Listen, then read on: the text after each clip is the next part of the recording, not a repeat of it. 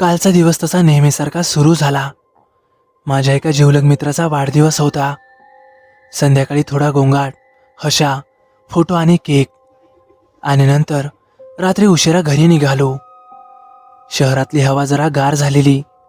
रस्त्यावर पिवळसर दिव्यांचा उजेड सर्वत्र पसरलेला आणि नेहमीप्रमाणे गर्दीने फुललेली एसटी बस माझी वाट पाहत उभी होती. मी बसमध्ये चढलो. मला मागच्या बाजूला खिडकीजवळची सीट मिळाली. बस आता सुरू झाली आणि तिच्या घरघरत्या आवाजात शहर हळूवार मागे सरकू लागलं. तेवढ्यातच माझ्या शेजारी एक सुंदर मुलगी येऊन बसली. साधा सलवार कुर्ता, केस मोकळे, चेहऱ्यावर थोडा थकवा, पण डोळ्यात काहीतरी खोल. सुरुवातीला नजर मिळाली, मग हलकसं हसू. बसच्या हेलकाव्याबरोबर आमचं बोलणं सुरू झालं. ती म्हणाली, आज जरा थंडी जास्तच आहे नाही का? मी हसतच उत्तर दिलं, हो ना, नेहमीपेक्षा जास्तच आहे. हळूहळू आमच्या गप्पा रंगू लागल्या. आधी नाव, मग राहायचं ठिकाण आणि मग रोजचं काम. मी सहजच तिला विचारलं, मग तू काय करतेस? क्षणभर ती गप्प झाली आणि मग हळूच म्हणाली, आता मी सेल्स गर्ल आहे. आता? मी आश्चर्यानं विचारलं, म्हणजे आधी काही वेगळं काम होतं का? ती खिडकीबाहेर पाहतच म्हणाली, हो, आधी मी हॉस्पिटलमध्ये नर्स होते. माझ्या चेहऱ्यावर कौतुक आलं. छानच ना, हॉस्पिटलची नोकरी, पगार पण बरा असतो. ते ऐकून तिचं हसू अचानक मावळलं. ती हळू आवाजात म्हणाली, अरे विषय पगाराचा नव्हता. मी जरा पुढे झुकलो. मग? ती थोडा श्वास घेऊन म्हणाली, अरे खरं सांगायचं तर माझा मनुष्यगण आहे. ते शब्द ऐकताच माझ्या अंगावर हलकासा काटा आला. हा विषय मला परिचित होता आणि आपल्या कामाचाही, म्हणून मी जरा खोलवर चौकशी करू लागलो. मी जरा गंभीर होतच तिला विचारलं, मग हॉस्पिटलची नोकरी का सोडलीस? बस एका सिग्नलवर थांबली. बाहेरचा आवाजही थांबला आणि मग ती हळूवार बोलू लागली, अरे मी ज्या हॉस्पिटलमध्ये नर्स म्हणून जॉईन झाली होती ते काही साधं हॉस्पिटल नव्हतं. तिने माझ्याकडे पाहिलं आणि मग हळूच नाव घेतलं, ससून हॉस्पिटल. हे नाव ऐकताच माझ्या डोक्यात अनेक गोष्टी चमकून गेल्या. हे हॉस्पिटल म्हणजे पुण्यातील एक प्रसिद्ध, जुनं आणि मृत्यूशी रोज सामना करणारं ठिकाण. ती पुढे म्हणाली, हॉस्पिटलमध्ये रोज अनेक मृत्यू होतात. काही आत्मे इथून मुक्त होतात, पण काही आत्मे मात्र तिथेच अडकून राहतात. माणसाचा भूतखेतांवर विश्वास असो वा नसो, पण काळ आणि वेळ जुळून आली तर अनुभव 100% येतोच. मग तुला असा अनुभव आलाय का कधी? ती मान हलवून म्हणाली, हो, आणि एकदा दोनदा नाही तर चक्क 3 वेळा. माझ्या अंगावर शहारा आला. मी तिला अनुभव सांगायची विनंती केली आणि मग ती हळूवार अनुभव सांगू लागली. तिने सांगितलेला पहिला अनुभव, मी नुकतीच ससून हॉस्पिटलमध्ये नर्स म्हणून जॉईन झाले होते. माझी नाईट शिफ्ट. सगळीकडे अंधुक दिवे, औषधांचा वास आणि रुग्णांच्या वेदनांनी भरलेली हवा. ती बोलत असताना बसमध्ये असलेला आवाज मला ऐकू येईनासा झाला होता. ती आता पुढे सांगू लागली, त्या रात्री मला वरच्या मजल्यावर जायचं होतं. त्यासाठी मी लिफ्टमध्ये चढले आणि बटन दाबलं. पण मला असं जाणवायला लागलं की लिफ्ट ना चालते ना कुठे थांबते. तिचा आवाज थरथरला. मला असं वाटलं की लिफ्ट बहुतेक बिघडली असावी. साधारण 10 मिनिटांनी लिफ्टचा दरवाजा उघडला तर मी एका सुनसान मजल्यावर पोहोचले होते. समोरचं दृश्य विचित्र होतं. जुनाट भिंती, सोललेला पेंट आणि अंधुक दिवे. जणू काय हॉस्पिटलचा तो भाग अजिबात वापरतच नव्हता. मी झटक्यातच बाहेर गेले. बाहेर मात्र कुणीही नव्हतं. मी जरा कापऱ्या स्वरातच आवाज दिला, कुणी आहे का? आणि तेवढ्यात समोरून एक म्हातारी बाई चालत येताना दिसली. माझं हृदय जोरजोरात धडधडायला लागलं आणि मी मोठ्याने ओरडले, कारण ती म्हातारी चक्क उलटी चालत होती. माझ्या अंगावर काटा उभा राहिला. तिला पाहून मी प्रचंड घाबरली आणि पुन्हा पळतच लिफ्टमध्ये गेली. बटन दाबलं आणि खाली जायला सुरुवात केली. पण तेवढ्यात अचानक मला असं जाणवलं की माझ्या मागे कोणीतरी उभा आहे. तिने हात घट्ट मुठीत आवळले आणि म्हणाली. मी झटक्यातच मागे वळाले आणि माझ्या पायाखालची जमीन सरकली, कारण ती म्हातारी आता माझ्या मागेच उभी होती. तिचा चेहरा एकदम भयानक, डोळे बाहेर आलेले, जीभ लोंबकळत होती आणि ओठही फाटलेली. तिचं ते भयानक रूप पाहून मला भोवळ आली आणि मी जागीच कोसळले. मला शुद्ध आली तेव्हा मी लिफ्टमध्ये पडलेले होते. माझ्या बाजूला डॉक्टर आणि काही सहकारी उभे होते. ते म्हणाले, अगं काय झालं तुला, लिफ्टमध्ये बेशुद्ध पडलीस. डॉक्टर म्हणाले, अगं तुझा बीपी कमी झालाय, बहुतेक त्यामुळेच तुला चक्कर आली असावी. मी थरथरतच घडलेला प्रसंग सर्वांना सांगितला. त्यावर ते सर्वजण माझ्यावर हसू लागले आणि मला म्हणाले, बहुतेक तुला भास झाला असावा, तुझी तब्येत ठीक नाहीये, तू आज आराम कर. पण मला मात्र चांगलंच माहीत होतं की हा फक्त माझा भास नव्हता. हा होता तिचा पहिला अनुभव आणि आता ती दुसरा अनुभव सांगायला सुरुवात करते. त्यानंतर बरेच दिवस उलटले. तो अनुभव मी विसरण्याचा खूप प्रयत्न केला, कामात स्वतःला झोकून दिलं. पण ससून हॉस्पिटलमध्ये काही गोष्टी ह्या अजिबात आपली पाठ सोडतच नाहीत. तिच्या डोळ्यात पुन्हा तोच अंधार दाटून आला. ती म्हणाली, हा दुसरा अनुभव पहिल्यापेक्षा कमी नव्हता, उलट त्याने मला आतून हादरवून टाकलं. त्या दिवशी ही माझी नाईट शिफ्ट होती. ससून हॉस्पिटल रात्री जरा वेगळंच दिसतं. दिवसा गजबजलेलं, आवाजांनी भरलेलं हॉस्पिटल, पण रात्री मात्र श्वास रोखून धरल्यासारखं शांत.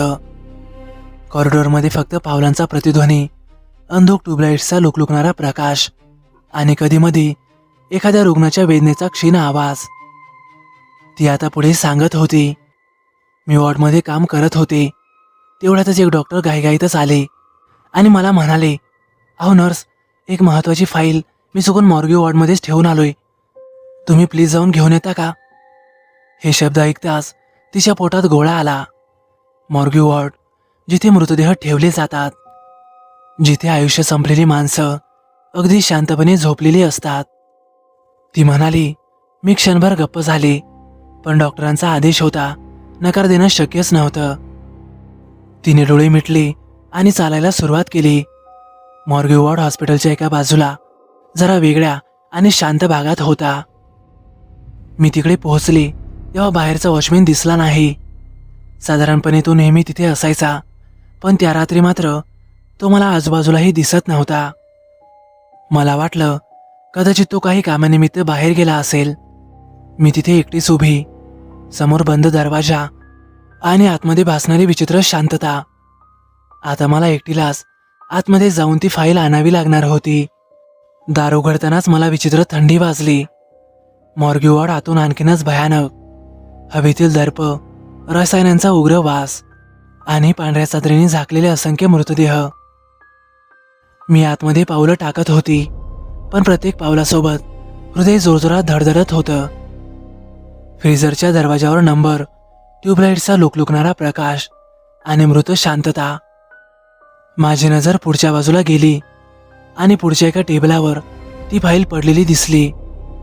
ती पाहून मला हायसं वाटलं. मी झपाझपा पुढे गेली आणि ती फाईल उचलली आणि मग झटक्यातच मागे वळाले. पण तेवढ्यातच मला हलकासा हसण्याचा आवाज आला. मी जागीच थबकली. तो आवाज स्पष्ट नव्हता, खूप हलका, जणू काही कोणीतरी आवरून हसल्यासारखा. मी आजूबाजूला पाहिलं. सगळीकडे मृतदेह, कुणीही जिवंत नव्हतं. माझा श्वास अडखळला. मला वाटलं कदाचित माझाच भास असेल आणि मग मी तिथून पुन्हा चालायला सुरुवात केली. पण थोड्या वेळातच तो हसण्याचा आवाज पुन्हा आला. यावेळी जरा स्पष्ट. मी पुन्हा जागीच थबकली. मी जरा हिंमत एकवटली आणि सगळीकडे नजर फिरवली. तेव्हाच एका कोपऱ्यात मला काहीतरी हालचाल जाणवली. हळूहळू अंधारातून एक काळसर आकृती स्पष्ट दिसू लागली. ती माझ्याकडे पाहून म्हणाली, तिचे डोळे लाल होते आणि ती आकृती थेट माझ्याकडेच नजर रोखून पाहत होती. माझ्या अंगावर काटा आला. मी जागच्या जागीच गोठले. पायही हालत नव्हते. तरीही मी स्वतःला सावरलं आणि थरथरत्या आवाजात म्हणाले, "क क कोण आहेस तू?" क्षणभर सगळं स्थिर झालं. ती काळसर आकृती आता जागेवरच उभी राहिली आणि तेवढ्यातच आजूबाजूच्या लाईट्स एकामागून एक बंद चालू होऊ लागल्या. माझ्या छातीत धडधड वाढली. मी प्रचंड घाबरली आणि तेवढ्यातच अचानक मी जोरात ओरडले. माझ्या ओरडण्याचा आवाज संपूर्ण कॉरिडॉरमध्ये घुमला. काही सेकंदातच 2 वॉर्डबॉय आणि वॉचमॅन धावतच आले. "काय झालं मॅडम?" ते मला विचारू लागले. माझं संपूर्ण अंग घामाने भिजलेलं. मी थरथरतच त्या कोपऱ्याकडे बोट दाखवलं. "तिथे बघा, तिथे काहीतरी होतं." ती तिघे त्या दिशेने गेली. लाईट्स आता नीट सुरू होत्या. अंधारही नाहीसा झालेला. पण आता मात्र तिथे काहीही नव्हतं. ना काळसर आकृती, ना ते लाल डोळे, ना कुठली हालचाल. वॉर्डबॉय हसले. "अहो मॅडम, इथे कोणी नसतं. बहुतेक तुम्हाला भास झाला असेल. चला, बाहेर चला." मी तिथून बाहेर पडली खरी, पण माझं मन मात्र अजूनही तिथेच अडकून पडलं होतं. ती माझ्याकडे पाहून म्हणाली, "त्या रात्री मला अशी खात्री झाली होती की तो अजिबात भास नव्हता. कारण अशीच घटना माझ्यासोबत दुसऱ्यांदा घडली होती." तिचा चेहरा आता गंभीर झाला. आता मला शंका यायला लागली होती की नक्कीच काहीतरी गडबड आहे. बहुतेक माझ्या मागे काहीतरी लागलंय. एवढं सांगून ती थोडा वेळ गप्प बसली. बसचा आवाज, बाहेर धावणारी शहराची दिवे, सगळं जणू धुसर झालं होतं. मी काही बोलायच्या आतच ती म्हणाली, "पहिले 2 अनुभव भयानक होते, पण तिसरा, तो अनुभव माझं आयुष्य बदलून टाकणारा होता." आणि मग तिने तिच्या तिसऱ्या अनुभवाला सुरुवात केली. तो दिवसही नेहमीसारखा सुरू झाला होता. पण नाईट शिफ्ट सुरू होताना माझ्या मनात एक विचित्र अस्वस्थता निर्माण झाली. त्या दिवशी मला सुरुवातीपासूनच काहीतरी चुकीचं वाटत होतं. हॉस्पिटलमध्ये गर्दी होती, अपघात, गंभीर रुग्ण आणि सतत धावपळ. रात्री साधारण 2:30 वाजता एक पेशंट डिक्लेअर डेट करण्यात आला. प्रोटोकॉलप्रमाणे मृतदेह मॉर्ग्यूमध्ये हलवायचा होता. डॉक्टरांनी मला सांगितलं, "मॉर्ग्यूमध्ये जाऊन टॅग लाव आणि त्या बॉडीची नोंद करून घे." हे ऐकताच माझ्या छातीत धडधड वाढली. पहिल्या 2 अनुभवाच्या आठवणींनी लगेच डोकं वर काढलं. पण काम मात्र टाळता येत नव्हतं. मॉर्ग्यू वॉर्ड, तोच अंधुक प्रकाश, तोच थंड वास आणि तोच गोड शांतपणा. मी कशीबशी आतमध्ये शिरले. आतमध्ये तो मृतदेह ठेवलेला होता, स्ट्रेचरवर, पांढऱ्या चादरीखाली. फक्त औपचारिकता होती. मी स्वतःला समजावत होती, "अगं काही नाही, फक्त नावाचा टॅग लावायचा आणि लगेच निघायचं." मी आता त्या डेड बॉडीच्या जवळ गेली.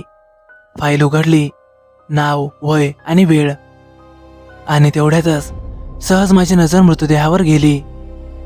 आणि त्या क्षणी मला असं जाणवलं की तो मृतदेह खूप ओळखीचा वाटतोय. माझं हृदय जोरजोरात धडधडायला लागलं. मी स्वतःलाच म्हणाले, "अगं वेगळं काही नाही, फक्त थकवा आहे." मी हात पुढे केला, चादर अलगद बाजूला केली आणि माझा श्वास तिथेच अडखळला.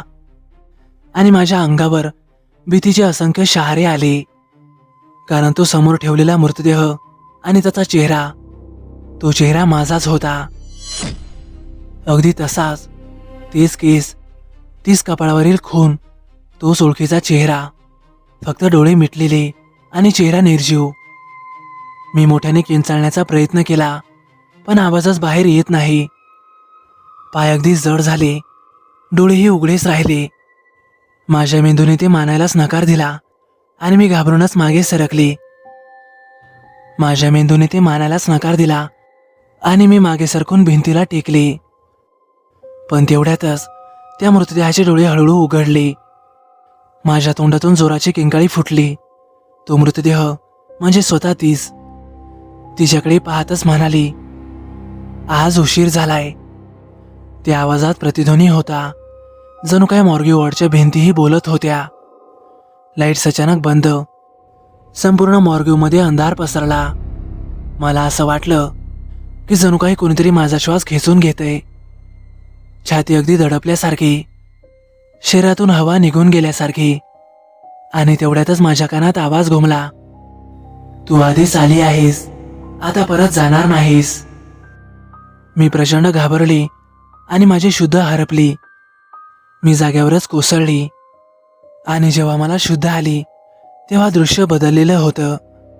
पांढरा प्रकाश, बीबी बसा मशीनचा आवाज. कारण मी ICU मध्ये होती. माझ्या तोंडात ट्यूब, हातात सलाईन. डोळे उघडताच डॉक्टर धावली आणि कोणीतरी म्हणालं, अरे तिला शुद्ध आली. मी घाबरूनच उठायचा प्रयत्न करते, पण माझ्याकडून उठणं होतच नाही.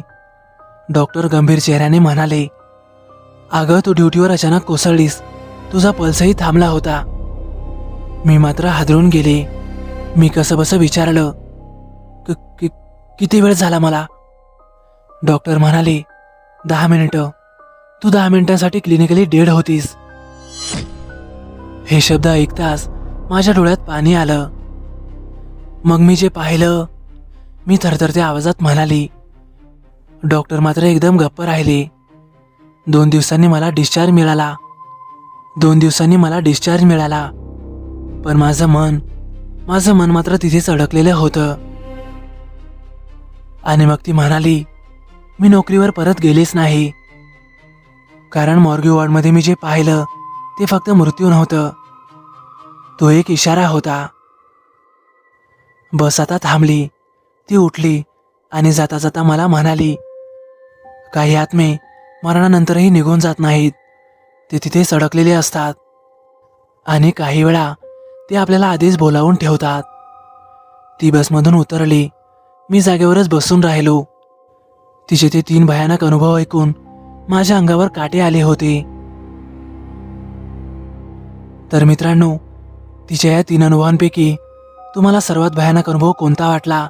कमेंट करून नक्की कळवा. व्हिडिओ आवडला असेल तर लाईक करा, कमेंट करायला विसरू नका. आणि हो, आपल्या चॅनलला आतापर्यंत सबस्क्राईब केलं नसेल तर नक्की सबस्क्राईब करा आणि बाजूला येणाऱ्या बेल आयकॉनलाही नक्की दाबा. तर चला मग भेटूया उद्या एका नवीन अनुभवासह. धन्यवाद.